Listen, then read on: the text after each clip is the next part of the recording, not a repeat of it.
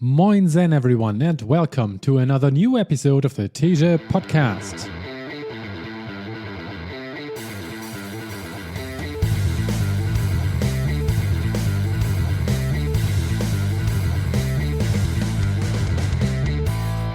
Today I have a new book episode for you. The book has been written by Mike Monteiro and it's called How to Die and Other Stories. This book has 262 pages and I finished reading it on May the 8th of 2026. Impressions. I came across Mike Monteiro about 10 years ago when a talk of his on design principles made the rounds. At the time, what he said was pure gold for me at my company. He ran a digital design shop in San Francisco and was quite successful at it, while still staying true to the small business ideal he had cultivated. He is an opinionated guy, not afraid to speak his mind at all. On the political spectrum, he clearly is on the left side, trying to make things better for normal people instead of the billionaire oligarchy class the US cultivated.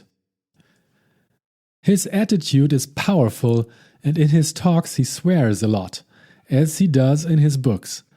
Back when I found out about him, I immediately bought his books You're My Favorite Client and Design is a Job and read them. They contained very helpful advice for running a web design shop as I did at the time. And they also were really funny. He is quite the character. Later on, I read his book Ruined by Design too, which leans much more into the ethical realm of design, taking the topic to the meta level. His point in it was that everything humans build is designed, and quite often the horrible things on the planet are also working exactly as they were intended. On the cover, there is a photo of a nuclear bomb exploding. That's something humans decided to design. Years went by and Mike started to write a newsletter in which he answered questions from readers, fans, and other interested people. I've been following that newsletter and really enjoyed his matured writing, which is now very political and still as angry and emotional as ever. Engaging in a good way, thought-provoking. This book here, How to Die, is a curated collection of his newsletters published by his company Mule Design. I think it's great and necessary today. Many of the chapters in the book are autobiographical in order to provide colorful answers to the reader's questions, which often are philosophical in nature. He tells stories about his awful childhood with an oppressive monster as a father, being Portuguese immigrants in the United States, but also about current habits of his. One of my favorite chapters, which didn't seem that deep but actually was, answers the question, how do I make the best grilled cheese sandwich? What seemed like cooking advice at first sight really went all in. It's about being in the moment, celebrating life, and crying to your favorite songs. Quite the journey. I made myself grilled cheeses right after reading it. That's how inspiring it was. His worldview is strong but ambiguous at the same time. He flips back and forth between feeling defeated in this anxiety-inducing state of the world and ambitious to change things for the better.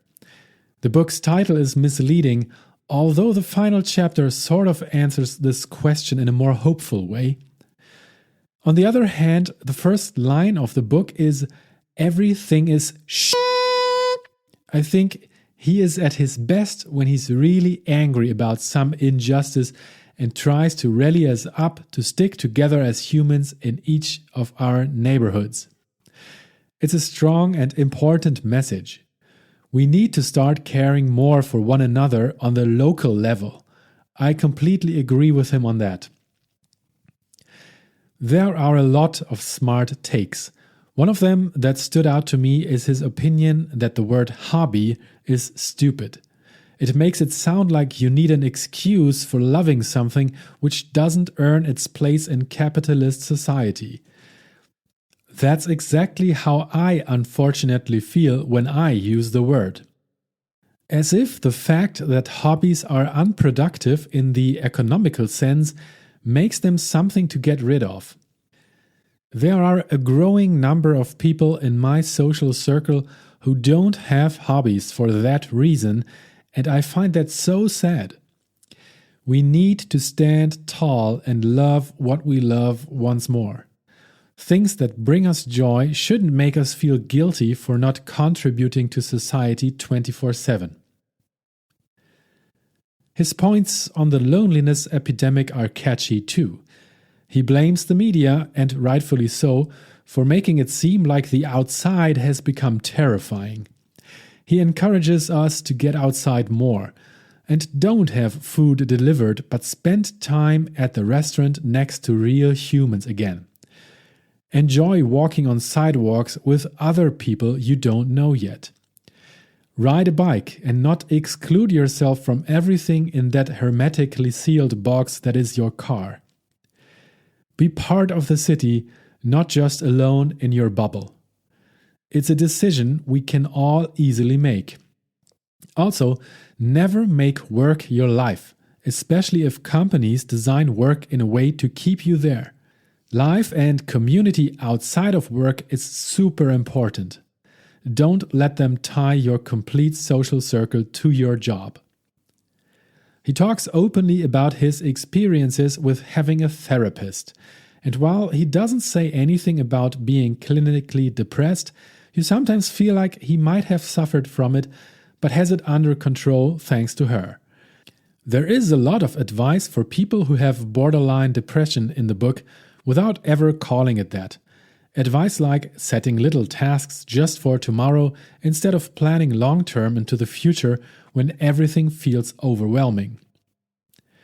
He also often criticizes AI, but doesn't really provide strong arguments, unfortunately. Him being an artist at heart, I can assume what his main argument is, and it probably has to do with the new opportunities to just create art with a prompt, taking all the joy of creativity out of the process. I absolutely agree that this is the wrong use of the new technology. But personally, I also see immense advantages to AI and feel like he doesn't weigh those against each other in a smart way. One of the strongest chapters is about dealing with your racist uncle at Thanksgiving. For me, this is very relatable. Friends and family with differing politics are good. Disagreeing is good.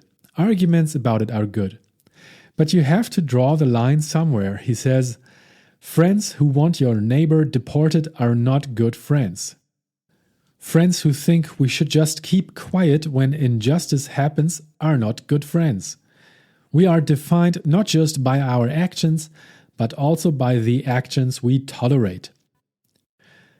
Another amazing chapter is the one where he's on the transatlantic flight to attend his abusive father's funeral. So emotional, so well written. And right after, he's lighting up the mood by talking about how to give and receive compliments. Here's the gist, because I think it's worth sharing. Give more compliments. They are free and make people feel good. Say when you liked something.